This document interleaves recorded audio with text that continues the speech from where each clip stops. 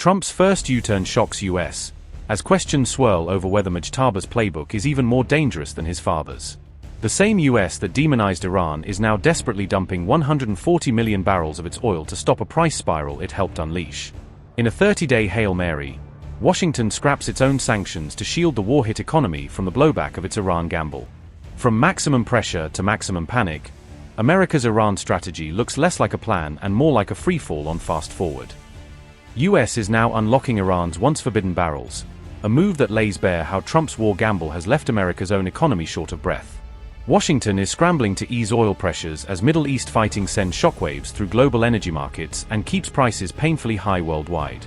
In Washington, officials have signed off on a temporary pause of sanctions for Iranian oil stuck on tankers at sea until April 19, 2026, according to Reuters and other outlets. Treasury Secretary Scott Bessent says the decision could unleash roughly 140 million barrels of crude into the system, buying the world a brief window of relief.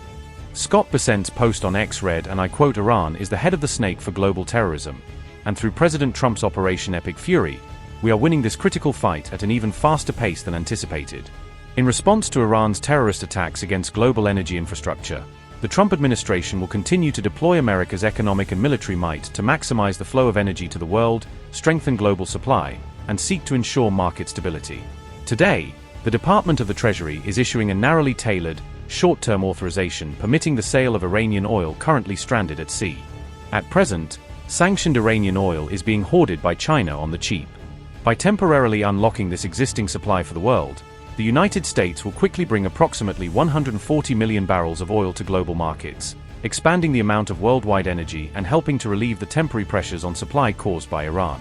In essence, we will be using the Iranian barrels against Tehran to keep the price down as we continue Operation Epic Fury. This temporary, short-term authorization is strictly limited to oil that is already in transit and does not allow new purchases or production.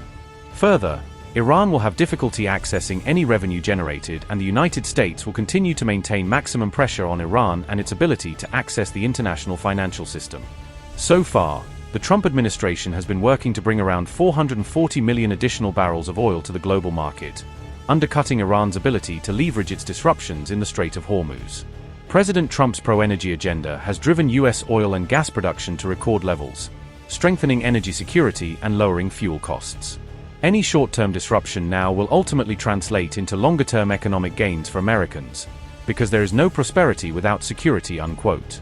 Washington says this move is about slamming the brakes on soaring oil prices after war-driven disruptions around the Strait of Hormuz choked global supply.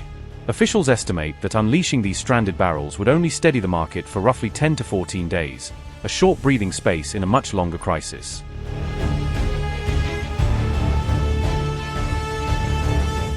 Oil prices are still sitting above $100 a barrel as the regional war grinds on, keeping pressure high on governments, markets, and consumers worldwide. To cope with earlier shocks, Washington quietly allowed limited sales of Russian oil stuck at sea, a one-off move that briefly pumped about 130 million barrels into the system.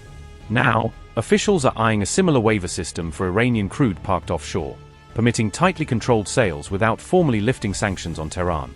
These time-bound waivers are designed to open the tap just a little, boosting supply for a few weeks while keeping legal pressure on Iran intact. Analysts say this could reroute cargoes that were originally headed for China back into wider global markets, easing the crunch but potentially sharpening US-China friction over energy.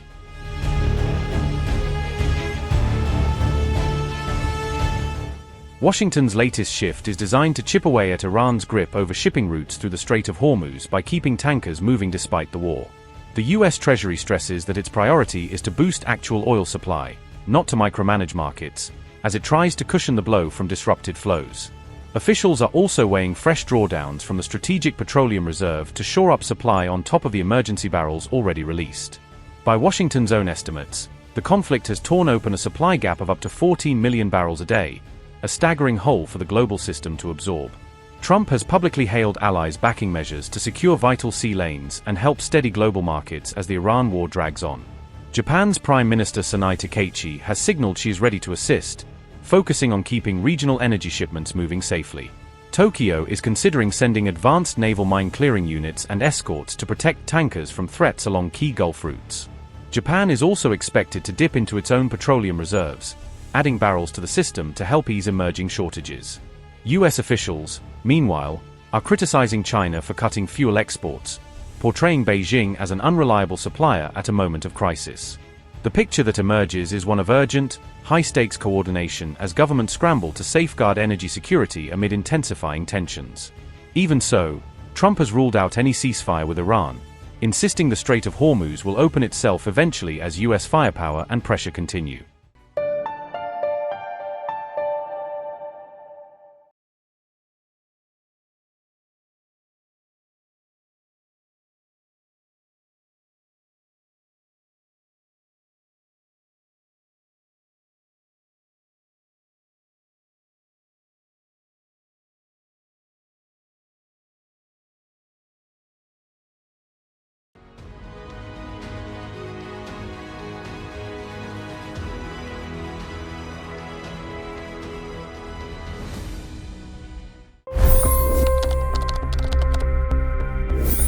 $25 crore गरीब गरीबी को परास्त करके बाहर निकले।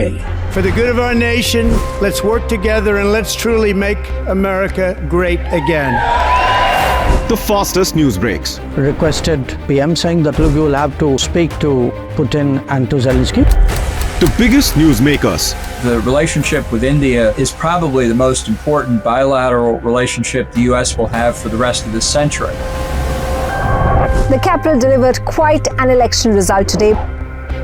Expert analysis. The million-dollar question today is how to stop this dance of death. Ground reports. I'm standing at the crossroad of the Kumbh Mela. Behind me are more than 100 entry ghats. Long-form interviews. Exclusionary politics is reflected in Manipur case as well. You don't bother because this is a small state. Deep dive into burning issues. It's often said DRC could be the richest country in the whole world. It's because of what sits underneath. Why exactly did the US topple the Sheikh Hasina government? HD videos. We don't just break news, we break it down.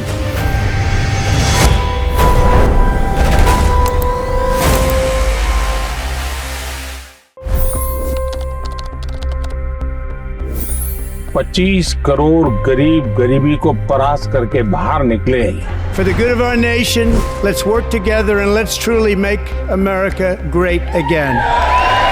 The fastest news breaks. Requested PM saying that look, you will have to speak to Putin and to Zelensky. The biggest news makers. The relationship with India is probably the most important bilateral relationship the US will have for the rest of this century. The capital delivered quite an election result today. Expert analysis.